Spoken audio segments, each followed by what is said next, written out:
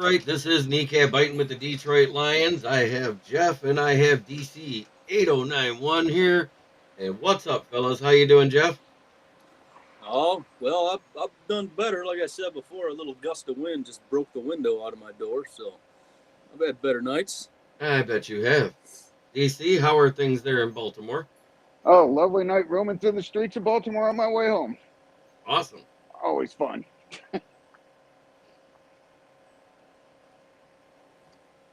So, that being said, let's get into it. So, the NFL admits that they screwed Jamo over and a couple of the other players that didn't know the full extent of the rule about betting on NFL properties that it included when you were on away games and stuff like that. They thought it was just the team facilities because it was an obscure rule. There was a survey done of over 250 players in the NFL, and over 80% of them did not know that was the rule. So I wrote articles about it right away, and it was an obscure rule. It wasn't plainly labeled out like it is now. So, what do you think about that, Jeff? Yeah, shocker, right? We talked about it a couple weeks ago when it came out that players were getting suspended for that.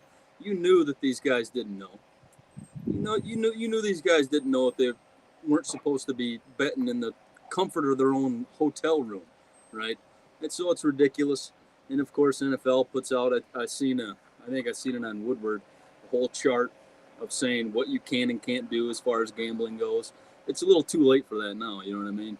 Well, it's good that they finally detailed it out the way it's supposed to be because now they don't have an excuse. It's plain and in bold print. It's not in fine print.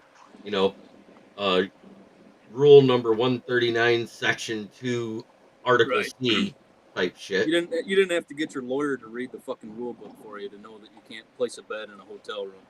Exactly. So, with that being the case, what do you think there? DC, what do you think about it? I think the NFL writes rules that way deliberately, and not only just for the legalities of it, but also so they can make snap decisions and decide stuff after the fact and basically just kind of do what they want. So Suspend. yeah, I totally fault the NFL and the Players Association on this, but I also say, dude, just don't bet. It's that easy. You're already making millions. You don't need to gamble. Don't fucking do it. Yep. It's pretty easy.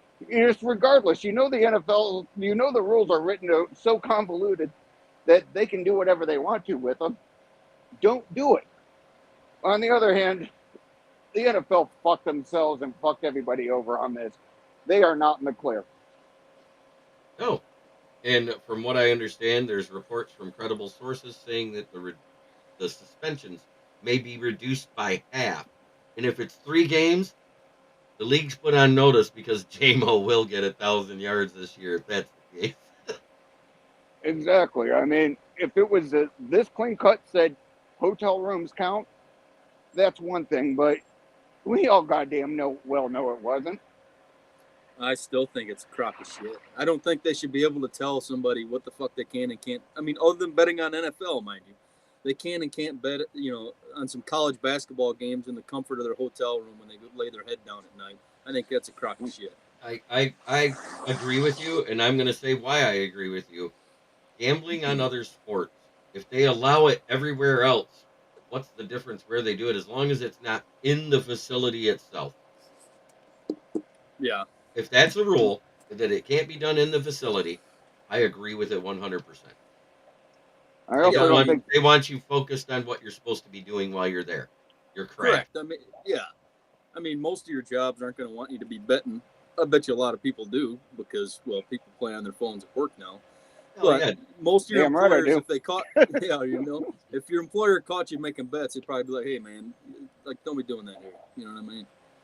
Right. Not suspend you for 6 weeks with no pay, but. Well, I used to work at a place where the owner would hand out the charts for March Madness and say, "Okay, $5 pool." Oh yeah, I worked at a few places like that too. On the other hand, I don't see how the NFL can get in bed with all these gambling places and then still try to say hide behind the integrity of the league and say no, we're legitimate.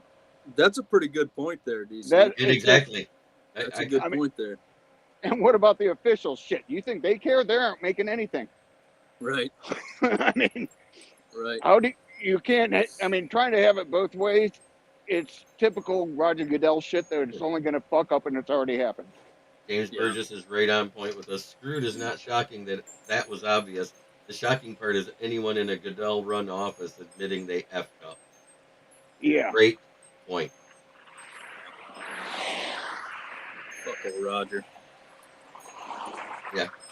Roger made it to NFL, the no fun league, there for a minute. He's done a lot, ain't he? He's Oh, done Goodell. he's fuck done a up. lot that's been good, but he's done almost as much that's been mediocre to bad. Changed the entire fucking league. The suspension James brought to Burgess you by by FanDuel. FanDuel. I love it. There's a Yeah. plus one. There's a plus one. Oh yeah, that's a good Exactly. one. Well, that being said, it's time to talk about our second subject, and I love it, boys. I don't know what you guys think, but I think these are amazing. On Tuesday, we saw the reveal on top of the new Ford Mustang. The new helmet for the alternate uniforms is out. They went with the old school, used from 1943 to 1969. Never, it really wasn't on the helmet then, but it was the team logo. Now it's on a helmet. I think it looks amazing with those grays. What do you guys think? I mean, I dig the helmet. I like the logo. I like the color. The new school on the old school, or old school on the new school. Sorry. Not crazy about the gray though. I'd like to see it in with the white jerseys, or like you mentioned earlier, even the blacks. I think would look better. But Yeah, 'cause still, I'm digging it. I think you can rehash old uniforms without having to get another one. James Burgess says that's my go-to logo for my Lions hat, so I love it. John Robinson says, Damn good right. evening, Smoking Jay and crew. Oh, yeah, I mean, the old school logo, that has 3 of their 4 championships attached to it. How can you not Hell love it? yeah. Hey, I love it, but I just don't love the blue color with the gray uniforms. Yeah, It should have been. They should have made a perfect match for the gray, and that style helmet, the exact same color, with the Lions bar. That would have been awesome. Either that or do my dream and go to matte black and charcoal. But I that think it probably would have won't looked happen. hot on a black helmet. Exactly. And then But it wouldn't with matter the what it grays, goes with. yeah, It wouldn't with the matter what it grays, they goes look with. like an arena league team. I mean, that just doesn't. I don't know if Stevie Wonder made that call or who did, but I mean, what color scheme? I mean, hey, all I wear is black and gray 90% of the time, and I wouldn't wear a bright blue hat with black. And I'm a redneck, but But you would wear a Lions hat that looked like that. Look at this. Yeah, DC? oh, I'd wear that. Oh, hell yeah, I wear that. But I mean, I'm not going to wear a blue cowboy hat wearing all black, wearing gray. I mean, it just. I don't know. I'm not the most fashionable, but at least I wouldn't do that. But other than that, I love that's the logo I had wanted when they said, "What what should the new helmet look like?" And I'm like, "Put the old line with the 2 bars behind it. Yep. You did Just you don't did make it talk blue about with that gray earlier this uniforms." year. I don't mind the Yep. blue because they still have the blue stripe down the side of the grays, remember? Yep. So it kind of does tie it in together because it's that color blue. It's not the traditional bright blue like this. Yeah, it's not. It's a darker Honolulu blue. If that's such a thing. Yeah. So yeah, and they have that darker blue stripe on the grays as well. So it does kind of tie it together. But I mean, I think it looks hot. It looks better than having just that silver helmet up there on top of it because it's way too much gray. I like the helmet. I don't mind the way too much I gray, love the but helmet. yeah. I like the helmet. I'll say that. I like the helmet. No, I And I like the think the helmet whites look except for the like blue pajamas. color. Did Yeah, you the hear me? whites about need to go. But John Robbins says NFL could cut his suspension in half and everyone is happy. Absolutely. I hope they do cut it in half. He deserves it in half. Because like they said, like everyone said, no one knew. 80% of the Yeah, league did not know the rule. that would be the fair thing to do too, because NFL is admitting to half the guilt, and then the player, whoever committed the offense is getting half the guilt, even though it's kind of bullshit. But And I think it's all the ones that just admitted it, said, okay, I'll take my lumps and do my suspension. They're going to get the ones that cut. The ones that tried to appeal to get the practice thing cut in half. You know what I'm saying? Because you could have appealed the practice suspension part of it. You could have been practicing with the team after 2 weeks instead of 4. Because the 6-week suspension, you get to come back and practice with the team for 2 weeks before you come back to actually play, so you're up to game speed. yeah, And that makes perfect sense to have him come back 2 weeks before, but there was a chance you could have appealed to make it 2 weeks. I think all the ones that'll end up doing the full 6-game suspension, they did exactly what Jamo did. Hey, I didn't know the rule, but I broke it, so I'm going to do my time. right. Now, in all fairness, I would say this: should they get caught again, then I would go for the nuclear option. It'll be an automatic They say year if they do it again. no. I mean, Yeah. more if they reduce their suspension and then they fuck up again, that should be life. No, I mean, like, if they're not I mean, betting, that should just be like, do not bet. betting on the NFL is what it should be. Like, if Calvin Ridley comes back and he makes a bet on the NFL games again, I'm quite sure he's gone forever. Right. Well, I'm just talking about if they reduce their suspensions, that should basically be said, we're giving you this. Now just don't bet again. I don't know if I would go that hardcore. Like, I mean, obviously betting on NFL, I think I'd probably nuke some people over that.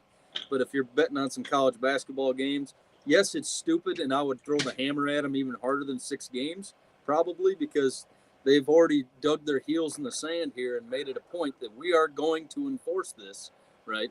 So they've already made it a point. Now, if you do it again, at that point, yeah, you got to hit them. You got to hit them a lot harder. Even though I still think that the hotel rule is stupid. So the 2 games that we're going to get to see the alternate helmet this year is the Monday Night Football game versus the Oakland Raiders in Week 8, and then the home game versus the Minnesota Vikings in Week 18 to close out the season. Nice. You said at Raiders? No, against the Raiders. We're home both times. They cannot be wore with the whites because the whites are now the permanent away color. Okay.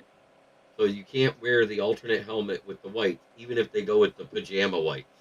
Unless you do like Color Rush or something like Unless that. you do that, but even the color rush white, because white is their usual away color, they're not allowing the alternate helmet to be worn with any white uniforms whatsoever. That's what I think of that.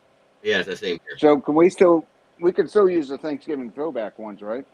Oh, Thanksgiving throwbacks is probably a given. But the alternate helmet, because it's a throwback, isn't allowed on the throwbacks. You know what I'm saying? Because there's a helmet Yep. involved with the throwbacks. Yeah. But I think they should change that logo to the 2-bar logo in the middle of the field now. Make it more Agreed. relevant. And first and foremost, take the goddamn WCF off the Yeah, I mean, jersey. she keeps saying it's... They're keeping that again, ain't they? Another Yeah, year. it's on there again so far. Well, no, they can't change the are they on their new jersey proposals for next year? That's next year, yep. Which teams, in They still addition have the to Dallas, WCF? wear Jesus. home white still? That's a good question. Don't the Bengals occasionally have Washington? an alternate that's all white with the Bengal stripes down the side? Yeah. Yep, them. I think San Diego has an alternate that's all white. And Washington. That's about it. Well, Washington's was all white. That was it was white and maroon pants for the longest time. Other than that, all I've heard is it's full steam ahead. The linebacker room looks much improved from last year. Everybody's playing better. Malcolm Rodriguez is no longer hurt and back on the field and showing signs of being good too still. So that's a great sign. But so far, right now, the 1 and the 2 looks like it's probably going to be Derek Barnes and Anzalone for some reason. But it's time for Derek Barnes to take that jump, though. If he's going to make that jump, it would be this season because next year's his contract year. You got to think Derek Barnes came into a linebacker room that didn't have anybody, right? And so now you've added some pieces. You've added some pieces in there. He's feeling that pressure. Oh. Oh, okay. That was you switching. There we go. That's what happened. You were still on your phone. And you switched to your tablet. It like did this. Whoa. Yep. Sorry about that. There's some Twilight Zone noises going on. Some side, but no, you've added so much talent to that linebacker room. Derek Barnes better be playing his ass off. Right. You know what I mean? He better be playing his ass off because the only thing he's really done is stood up A.J. Dillon and had one great game against Green Bay. Now you added a first-round linebacker in that room. Malcolm already proved he can play ball in the NFL. So you better be balling now. Yeah, Derek Barnes is going to have a hard time making this team. I mean, he may make it, but he's going to need to be doing special teams reps. James Burgess goal line package with a guy with some extra beef to stop the run. Barnes needs to feel that pressure. New days, new standards. I mean, actually, between those four, we have a hellacious middle linebacker crew, and all of them are going to need to step up to get snaps. Yeah. Anslow ain't going to be given any. Campbell ain't going to be given any. No one's going to be given snaps. They're going to have to earn them. I just hope we see Campbell do as good in coverage as he did in college. We're gonna have if he makes a day one starter, it'll be interesting because he's got a hell of a matchup week one. Kelsey, one of the best tight ends to ever play the game. Yeah, I doubt it'll be a starter, but he'll get even snaps with everybody. I mean, my opinion on starters is you could read an alphabetical lineup for the roster and start Jack Fox as linebacker for all I care. It matters who gets the snaps. Yeah. Well, if he is day one starter, they're not going to leave him alone on Kelsey. There's going to be CJ, GJ helping him out, or Kirby Joseph helping him out. There ain't any linebacker in the league who's left. Yeah, there ain't any linebacker in the league who's left alone on Kelsey. Maybe Fred Warner. Fred Warner shut down wide receivers. Right. I can't think of anybody else. But Campbell will knock his head off. Coach Phipps should have some nice new options to play with. That a take that flies under the radar, but still true. Oh yeah, I mean think about it. We've got a guy who more than likely won't return kicks, but when he was in college, he returned 20% of his kicks for touchdowns. Who, Gibbs? Oh, Jamo. Jamo did. That's right. Yeah, I doubt you'll ever see him there because in the NFL, he's not built for that. No, I'm not. With that new kickoff rule, maybe. I don't know. I mean, he's got like a build like Deshaun Jackson. But it's only on kickoffs, not punts. You can still pin people with a punt. It's for the kickoff. And I get it. What they're stopping is like when the guys call that fair catch at the last second and people getting creamed. Yeah, I'm with DC on that one. They should change the fair catch rule, not that shit. I'm with DC on a fucking kickoff. Nobody's even close to you. You're going to... Man, if in them NFL locker rooms, some people's got to be giving some dudes some shit for calling fair catch at like the 10, 15-yard line. I damn sure 10-yard line, 5-yard line. I don't know. I still feel like a lot of people... I don't know how many people be taking advantage of that. If you're a return man, that's your specialist most likely. How much time are you really seeing the field? That's your time to shine and earn a paycheck. Mm-hmm. Exactly. I also think if they kick it into the end zone, it should come out to the 30. Just force the return game. Well, it's the kickoff back now, right? Yeah, it used to be the 20. Now it's used to be 25. The 20. Yeah. Well, bring it out another 5 yards to, keep them from kicking it up, just kicking it in the end zone all the time. Force them to return it. Yeah, but there isn't any fan or any player who does not like kickoff and kick return. Did you read that, no one dislikes it. About the running quarterbacks rule that they made this year. Did you see about that, DC? Yeah, it just didn't make a lot of sense. It does when you hear it like this. So what happens is you got these running quarterbacks who are athletic, and that's great. They can do all that. But as soon as they pull that ball down to be a running back, they can no longer do a forward pass of any kind. Whether they're as long as they're Oh. outside that tackle box. It has to be a lateral or behind them as a pitch. Oh, that makes more sense now. And it's It didn't make sense before. I'm like, a what the hell are they talking about? 15-yard penalty if they don't. If Oh, they pitch good. it forward. So that little shuffle pass that Mahomes does when he runs outside the pocket, makes it look like he's going to run at the last second, pitches it to Pacheco. Yep. That's done. gone. That running up to the line like you're going to run through it and then pitch it to Travis Kelce. That's done. Well, what I'm wondering about, I get it, you're acting like a runner, but how is this going to be perceived by referees? Because we all know they perceive rules really well in the NFL, right? Yeah, right. These part-time NFL, employees. So is the guy going to get the snap in a shotgun, hunch down like he's in the RPO, and sticking it in his running back's, right in his running back's chest? Is that going to be ruled, or are they going to allow that to continue going on? That's what I really want to know. It's like I said, it's once they get outside that box with the It's outside, so it's outside the tackles. Only. Yep, outside the tackles. In the box, it's no different. You can pretend like you're the QB draw then pass play that they do, where you fake a QB draw and then throw. It's a form of play action that's allowed. It still don't So make if they sense. run Shit, an I mean, unbalanced line, how does this pass. work? You know. What the fuck? If you're outside the tackle box and you've tucked it to run, don't. You no longer can fucking throw a shovel pass. That's nope. You can't. You cannot do passes at all once you've tucked the ball to run. That's what it's basically done. No, you can pass. No. Nope. No. You can't do You anything. get past that tackle box, and you've got the ball tucked as a runner. You cannot pitch it, toss it, shuffle pass it, throw it, or anything. You have to run.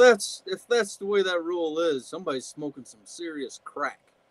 Well, because it's been a serious disadvantage when they start to run, and all of a sudden they get to the line, and go, "Oh my God, I'm going to get hit!" And they take 2 steps back and throw. Hey, that shit's been going on since backyard football. They know what the deal is. You know what I mean? There's been. No, yeah. They're making I it actually so like that. They're making it so defenses don't get so disadvantaged. Fucks over the Ravens, that's for damn sure.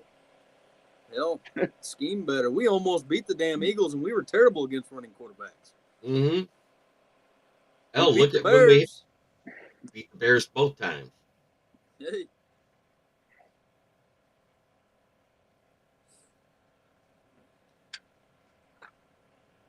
But think about this. I mean, don't get me wrong. As a Lions fan whose quarterback is not going to benefit from this, at least the starting quarterback right now on the roster.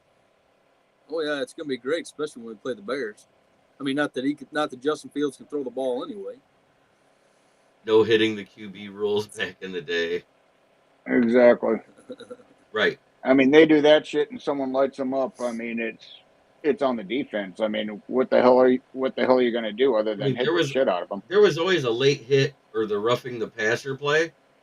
That was always been there, but the way it's called now has changed. Yeah, the way they call now is brought to you by FanDuel. Because look at what happened against the Chiefs in 2019 when we had a horrible defense, and Tracy Walker was pushed and was falling down backwards and barely grazed Mahomes' chest on that 4th down incompletion. And they said, roughing the passer, 15-yard penalty, automatic first down. Next play. That was another bunch of horseshit. Play, who ran it in? It was his last year in frickin' Kansas City. Oh, yeah, maybe. Hunt. Priest Holmes? Hunt. Reem Hunt. Oh, Green Hunt. Priest Holmes. Priest Holmes. I haven't heard that name in a while. Priest Holmes hasn't been in the league since, 2008? Yeah, there was some sarcasm there, bro. I was just grasping at straws. I was going to go Kareem Hunt or Le'Veon Bell. I couldn't, I didn't know Hunt. Hunt. Because in 2019, Le'Veon Bell was still a Jet. Is Hunt still in Cleveland? He's still a free agent right now. Oh, he's still free agent. Shit. Think about it. Kareem Hunt, Dalvin Cook, and who's the other one that was cut? Is all free agents right now. Ezekiel Elliott. Yeah, Zeke. Yep. You know who could use Zeke? You know who could use Zeke right now? There's two teams right off Minnesota the top of my head. One of them's in the AFC, one of them's in the NFC. Buffalo Bills. Think and about it. Minnesota. The Eagles, because they got the two running backs with the legs of butter. Rashad Penny Yeah, and good point. DeAndre Swift. God, they got Rashad Penny too, huh? Yeah, legs of butter. Oh Lord, who's their third running back? That way, Boston take that Scott. guy. Maybe take Boston Scott in your fantasy as a late You do round take Boston sleeper. Scott. James is now, if I am reading it correctly, halfback split end can take a lateral or handoff and still make the pass on end arounds and such. That is true. Hmm As it should be. Oh, that's It's crazy. not the quarterback. Right, that's not a quarterback. It's still crazy though.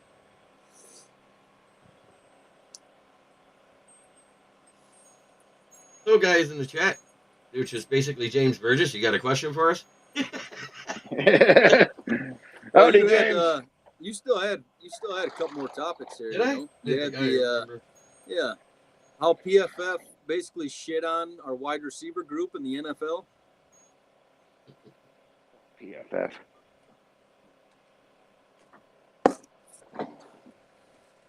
Professional fan fiction. Yeah, oh yeah. Just a second, let me get to that. I got to go to my message.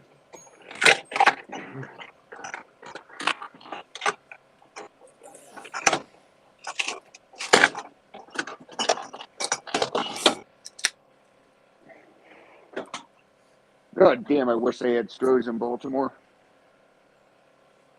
Okay, here it is. PFF, while a great measure of QBs, O lines, and D lines, ranked the wide receiver room of the Lions 23rd in the league and last in the division. He's What? right. No, Yeah. I'm dead serious. Yeah.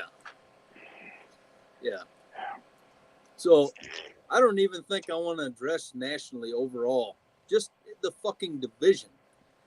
You've got the Bears over us. The Bears. And all they I added was get DJ the Moore and Vikings. Chase Claypool, who's a bottom 5 wide receiver and a top 5 wide receiver attitude. Okay, so let me ask you this: do you take Josh Reynolds over Chase Claypool? Yes. Any day. So that's You take three. That's a Brown third. over. That's the third or fourth receiver on our roster. Probably fourth, fifth, even. Do you take Marvin? Let's say Marvin Jones over Chase Claypool. Yep. I think I would too. So now DJ Moore, Amon-Ra St. Brown. Who do you take? St. Brown. You may say that, but DJ Moore is a little better in the red zone. That's Yeah, a that's pretty how close- I fucked my fantasy pretty league close. last year. I chose DJ Moore over St. Brown because I decided to be smart. Fucked And you me won, right? proper. No, I lost. Oh, he got hurt last year, didn't he? Yeah, well, no, I figured he had Baker Mayfield and he was going to be great. He's going to get all the targets. No, didn't happen. I'm like, you were counting on Baker Mayfield? Yeah, and I'm like, St. Brown's going to be buried with all the receivers that we have. DJ Moore's going to be his number one target. Mayfield has showed he's a baller. Yeah, I mean, I wasn't the only one who ranked. I saw all the rankings. All the quote unquote fantasy experts picked DJ Moore. A lot of them were top 10, top 15. St. Brown was in the bottom part of it, and I was like, well, yeah, at this point, it's a no brainer. I am not listening to fantasy advice ever again. I'm going to go one better. Christian I'll give him Watson, Cole Romeo Kmet. Dobbs, and everything else. How is that better than what the Lions have on the roster? Christian Watson is just as unproven as Jamo, and Jamo only played in a few games. Mm-hmm. So, in my opinion, he's got that electric shit on tape that like makes it. Man, this dude could be good, but so does Jamo. So that's a wash. Those two players right away. Romeo Dobbs and Amon-Ra But I St. agree Brown. that Minnesota probably has the best wide receiver room in the division, top to bottom. Yeah, because of who they got at the top. I'm not taking Amon-Ra St. Brown over Justin Jefferson in a fantasy draft. No. I got burnt. You got burnt? No, I got burnt for not picking St. Brown once. I ain't going to do it again. He'll get you another 100 catches. I had a pretty stout He'll wide get you another receiver 100. room on that one, didn't I? There, DC. You remember that when I showed you Oh, my hell yeah. roster? I had Justin Jefferson, Cooper Kupp, and Amon-Ra St. Brown as my starting wide receivers Yep. in a 12-man league. Yeah. Tell you one thing. Last year I ran them with my San Diego stack. I had Herbert. Who's their two top receivers? Keenan Allen, and who's the other guy? Is it Mike Jackson? Williams. Mike Williams. Yeah, I had all three of those, and their coach is a fucking idiot. Screw it. This year I'm keeping Goff. I'm keeping Goff and Jamo, letting the Chargers go. Yeah, Brandon Staley. Fuck, he should get fired. Yeah, he has to be. That's the coach that has to have the hottest seat in the NFL right now. They should have fired him even making playoffs. That's what happens when you hire these goddamn kids. And Smoking Dad comes in. Hey, Jeff, Jeremy, and DC, and hey, James. And Are you Jaser Smoking says, Dad? I view fantasy leagues as a way to augment my income. Must be nice. Dude, even if I won my league, I'd only get $500. That cannot augment my income. Here's another one to chafe you. You remember the NFL 100 that the NFL Network does, where it's voted by the players, right? Yeah. Yep. Amon-Ra St. Brown was the only Lions other than Penei Sewell in the top 100. Penei Sewell was at 60. St. Brown was at 87. Shit, kiss my ass. No Gardner Johnson in there. No Frank Ragnow in there. Nope. Nope. Not even honorable mentions for those guys. Yeah, fuck. Amon-Ra Didn't get St. it. Brown. Hutch didn't get it. Wait, here's the interesting part. Remember, we all thought it was 14 wide receivers taken before St. Brown, and I shared the video, and it was 16 because he named them all. Yep. Guess how many wide receivers were picked ahead of him, even though he had top 5 stats last year for yardage? How many wide receivers were ahead of him in the NFL top 100? Probably another 16 at least. Give me 16 again. Dead on 16. Guess what? I bet you next year at this time, we're going to see Amon-Ra in another interview, and he's going to name all 16 wide receivers that were picked ahead of him in the NFL top 100. Keep fueling him up. Keep fueling him up. His attitude and work ethic alone will probably make me take him over any other receiver in the league. Now, do you want the big laugh? Fields was the only quarterback in the NFC North ranked in the top 100. Shit. Jared Goff wasn't even an honorable. Football, if it was fantasy football. Right. Jared Goff wasn't even an honorable mention. Yeah. Oh, fuck him. Justin Fields also received one, what was it? MVP vote last year.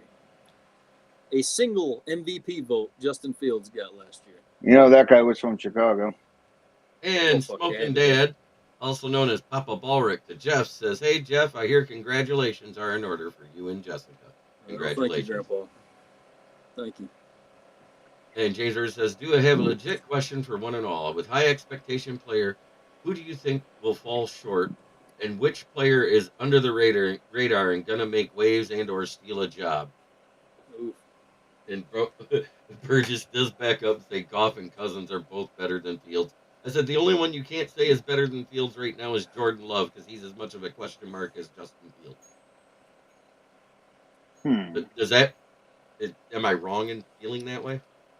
Goff and Cousins both better than Fields? Yep. Of course they are. And I meant the only one you could possibly put Fields above is Jordan Love because he's the biggest question mark coming into the season. At least you know that Fields can fucking basically put the Bears in top 5 in rushing, in the NFL. What was it? One guy said, oh, we got Khalil Herbert, and who else did they get for the running back? Oh, Justin Fields, their second running back. No, Deontay Foreman. And Donta Foreman. And they said, we should have a great rushing attack. I said, yep, led by Justin Fields, the best running back, the third best running back that can throw the football in the league. Yeah. That's about it. Let's see. High expectation player who will fall short. High expectation. Ooh. Fall short. Let's think about you know who I think it might be? And I hate to say it. because he's had injury problems already. It's our CB2, Emmanuel Mosley. Like everybody's getting hyped way too high on him, and he may fall short. I'm trying to think of somebody who has extremely high expectations. I mean, there's Chauncey Gardner-Johnson, Kirby Joseph has some high expectations going on. Jack Campbell, obviously being a first-round pick. Jahmyr Gibbs. Fuck. I don't know that I can pick a guy off the top of my head at high expectation, but a guy under the radar, I've said his name a few times, Josh Pascal. I think he's going to have a good season. I don't think he's going to be, just a game wrecker every single game, but I think he's going to surprise some folks. He's going to get in there and get a few sacks. He's going to be in the backfield, especially with the guys we've got on the outside now and all the edge rushers that are going to be healthy. Charles Harris, the Quara brothers, Aiden Hutchinson, James Houston, packaging all these guys on the outside. Now you got Aleem McNeil, Pascal Kaminsky, Broderick Martin if he makes the field, Bugs, all them dudes on the inside. I think they're gonna do some disrupting this season. And exactly the point where you're saying, I'm saying the one who's probably not going to make expectations this year is going to be Houston. He ain't going to get that many snaps. And he's going to have a hell of a time staying on the field and being only a pass rusher, and now everybody knows he's coming. I mean, if he doesn't get 9-10 sacks this year, won't be necessarily his fault, but people are going to say he fell off. They're going to think he should be getting, at this trajectory, about 15. I don't see him getting I don't see him following this putt because, I mean, now he has both the cores. Like, he has that entire lineup that you're saying, and now he ain't sneaking up on anybody. No, he's definitely not. The league knows about Houston now, without a doubt. So I could see him having the drop-off. The question is are they going to double team him? Because he does some freakish things, Mm-hmm. He does some freakish things that you really don't see out of DNs. He puts moves on people like wide receivers, juking offensive linemen out and getting around them. So if you pay attention to him, well, then Aiden Hutchinson's just going to eat. Exactly. But if he does that, that's only going to be Hutch's sacks, and Houston's just going to be a decoy.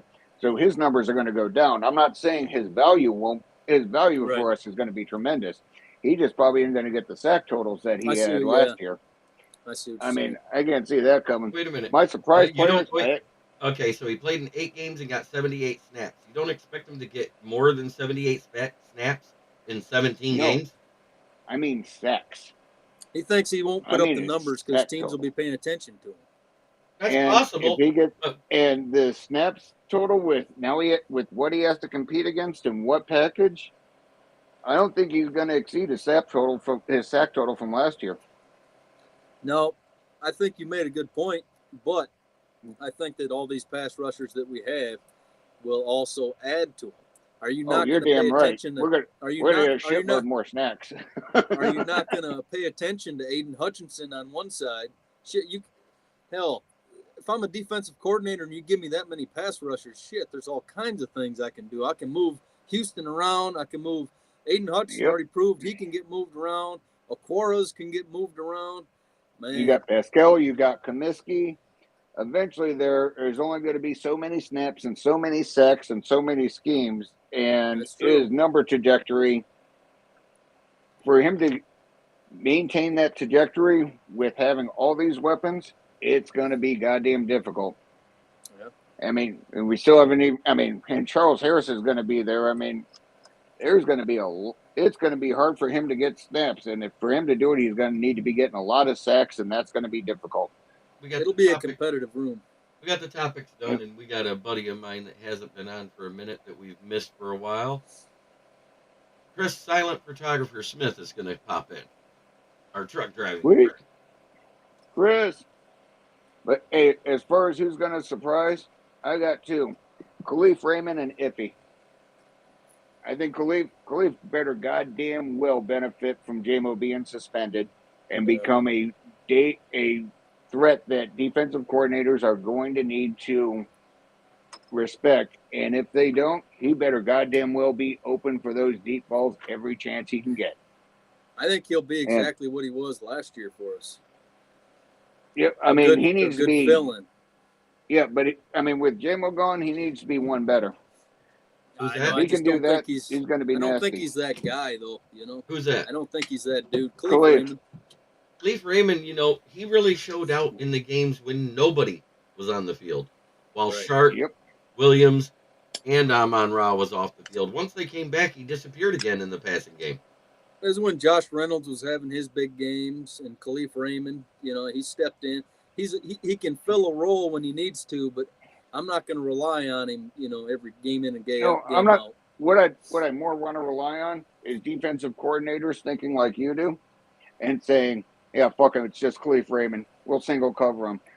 When that happens, Khalif Raymond needs to take them to fucking task. Oh yeah, If he'll he make does some that, plays. he's going to be nasty. He'll make some plays for sure. Oh, he's But going to yeah, make that plays. and I mean, Iffy. he has almost the exact same speed as Jamison Williams. He's a touch faster Exactly. than Gibbs, and not quite as fast as Williams, if I remember right. Because Williams was what, a 4.32. Gibbs was a 4.36. He fell somewhere in the middle, like a 4.34. But remember, he's 5'7" with a 33-inch vertical, which means even when he jumps up all the way, if there's a 6'4" safety, they got him. Yep, and that's where he needs to make him pay if that's who they're putting him on there. He I mean, seemed the to find chance is some all open his. space. He seemed to find Yep. some Because open he's able to get space last year separation. in some That big speed, if you moments. can't get Right. separation, you're not a good route runner. Exactly. Yep. If he plays his ass off and he's open, he's going to light some shit up.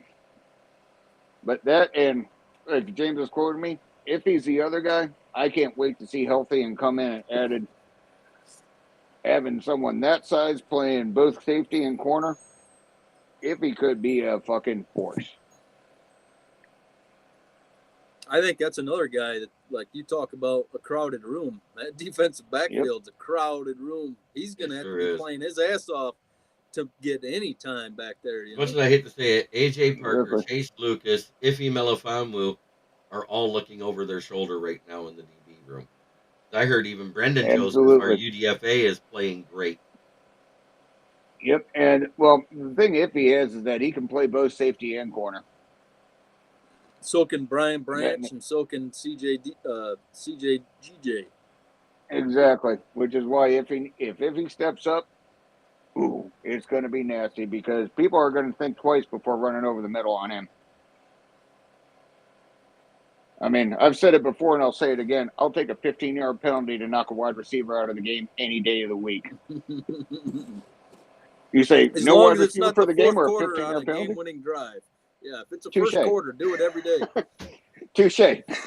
But yeah, Walker's if you already knock back shit on wide in receiver, I'll take it. That's it. Walker is coming back. No, Walker is back, and he's already taking snaps on the field at OTA at the camp right now, the mini camp.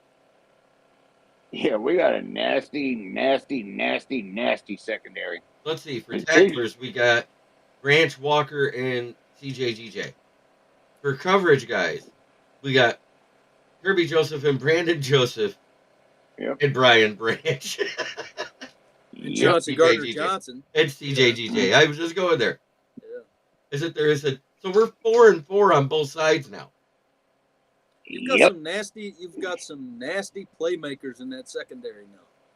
Yep, you got two ball hawks at least with Kirby and CJJ, whatever the hell his name is. We got to figure out nickname because that's too damn much. It's a lot to say, ain't it? It's a lot to say. Chauncey, whatever the J is, Gardner-Johnson. How's that? Chauncey Gardner-Johnson, yeah. Yep. Chauncey. We'll just go with that. Why don't we just call him law firm? Chauncey, Mr. Big Shot. Yeah, law firm. Were you robbed with an interception? Contact the law firm of Chartered Gardner-Johnson. Was your day completely ruined? Yeah. Were you hit by 3 safeties at the same time while going over the middle for a catch? You may want to call CJGJ with Associates. You think the NFL should change the rule that you shouldn't have 4 safeties on the field at the same time? Call the law firm of CJGJ.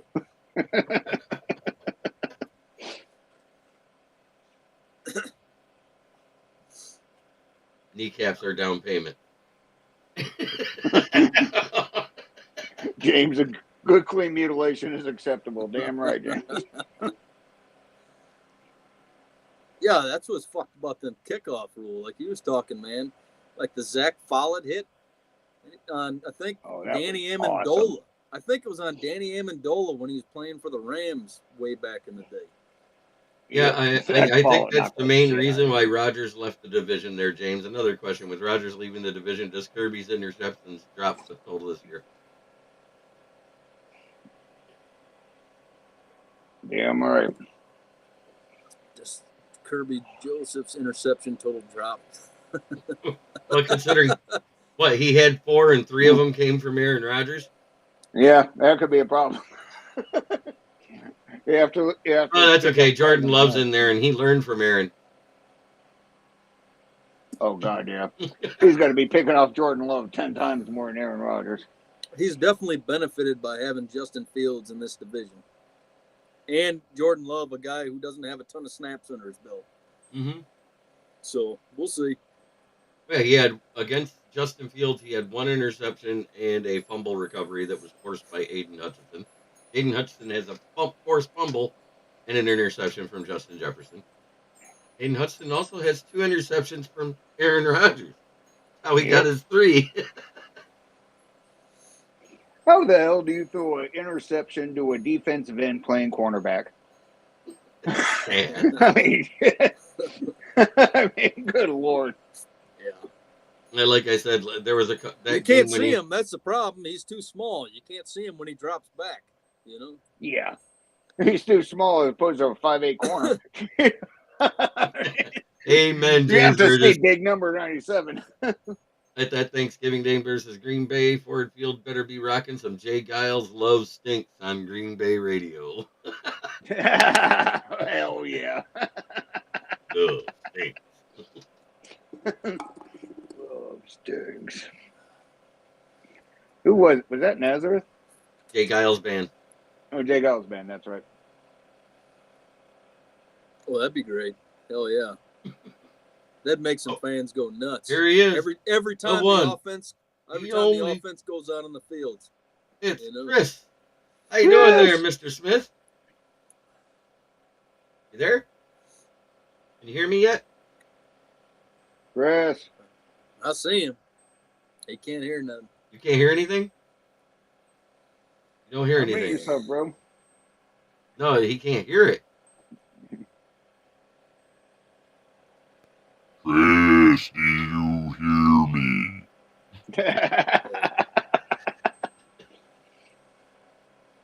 Did you hear anything? Do you hear the words that are coming out of my mouth? Nope. Need a new headset there, bud. Uh-oh.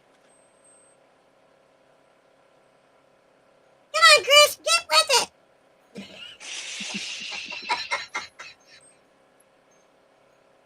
What up, Chris? Warm it up, Chris. Chris? He's about to. Hello? How do you like my new play toy there, DC? That's fun. Oh, my dad, he has a couple of comments I want to get to real quick.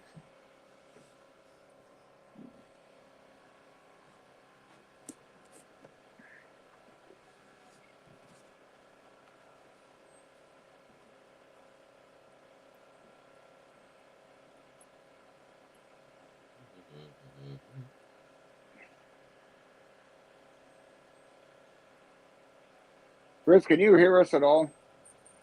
You hear us, Chris? I think he's froze now. Yeah, he's going in and going back out. My dad says, taking a whiz was a lot easier when I was working. I had all the tools I needed close to hand. Magnifying glass to find it, a hammer to make it big enough to grab it.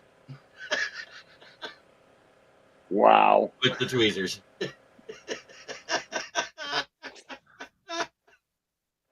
Oh, it's a wonder we got Jeremy after that shit. Jeez.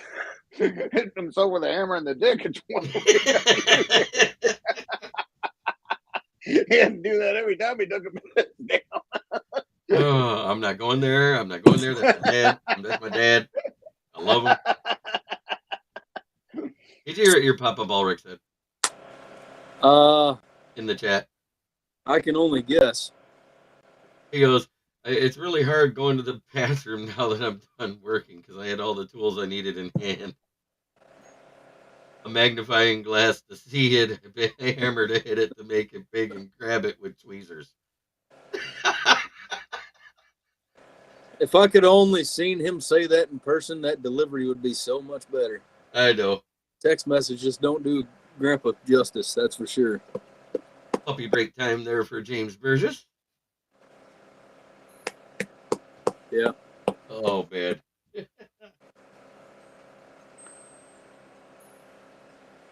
Hey, Chris, you alive in there yet?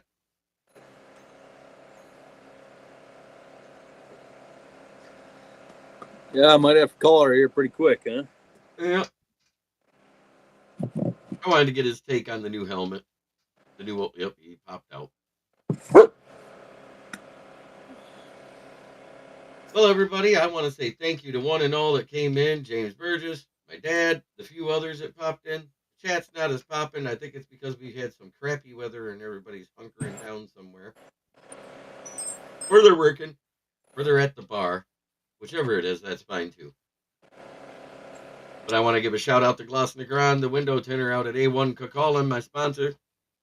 I want to give a shout out also to Brandon Service, my employer, without whom my streaming services are not possible. Shout out to DC because he helped me out too. Shout out to Jeff because you know what? We used to do this for fun, sitting on the couch or on the phone for hours every off season. And then we'd say, let's break out Madden and do a fantasy draft. Oh, yeah. Lots of hours talking Lions football with Uncle Jeremy, that's for sure. That being said, it's time for me to close it out the way I always do, unless DC, you got a parting shot for us? Well, give me a second. Oh, fuck it. Let's just go kick some ass. There we go. I like it. Yep. Got a I'm parting so shot, jealous Jeff? you guys have fucking Strohs. God, I miss Strohs.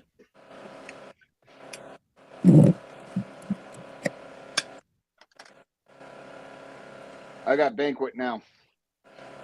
Hey, that's decent. We don't have Coors Banquet around here. I got to hunt to find it. I drank me a Banquet. Quite Love a Banquet. good beer. Yep, Banquet, and well, we get Natty Bell in Baltimore, which is kind of Baltimore's version of Stroh's. I think they should rename all buffets to banquets because buffet is an acronym, and I'm going to go ahead and tell it like it is. It stands for big, ugly, fat fuckers eating together. Yeah, I fucking hate buffets. But if you call it a banquet, I expect to be served. You call it a banquet, it sounds better, right? Yeah, I mean, why the fuck do I need to get up and get my own goddamn food? there was something about when I hit the age of like, I don't know, 25. Back again, let's try it one more Buffets time. weren't worth a shit anymore. Are you there, Exactly. Chris? Can you hear me? Chris. Hi, Chris. Oh, it's frozen again. No, he ain't frozen. The camera moved. Oh, okay.